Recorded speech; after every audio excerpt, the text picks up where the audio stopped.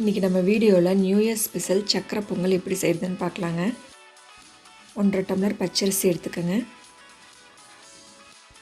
அதே டம்ளரில் ஒரு 3/4 டம்ளர் பாசிப்பருப்பு எடுத்துக்கோங்க. தண்ணி ஊற்றி அரிசி நல்லா கழிஞ்சிட்டு ஒரு 1/2 hour ஊற வச்சுருங்க. 1 கப் அரிசிக்கு 2.5 கப் தண்ணி ஆட் பண்ணி கொஞ்சம் உப்பு ஆட் பண்ணிக்கோங்க.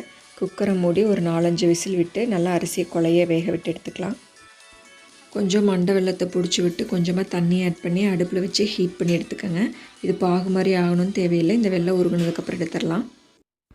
இந்த உருக்குன வெல்லத்தை நம்ம இப்போ வடிகட்டி எடுத்துக்கலாம். ஏதாச்சும் தூசு இருந்தால் வந்துடும், அதனால் வடிகட்டி எடுத்துக்கோங்க.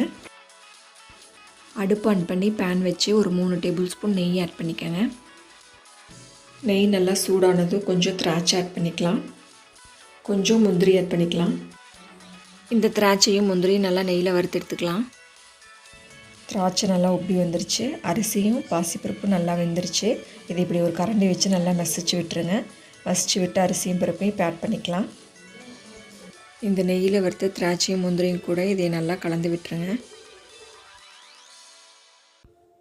நம்ம சூடு பண்ணி வடிகட்டி வச்சுருக்கிற வெல்லத்தை ஆட் பண்ணிவிட்டு நல்லா கலந்து விட்டுருங்க.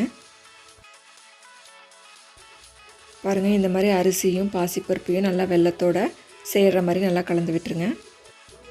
கடைசியாக இதில் 2 ஸ்பூன் நெய் ஆட் பண்ணி நல்லா கிளறி விட்டுருங்க.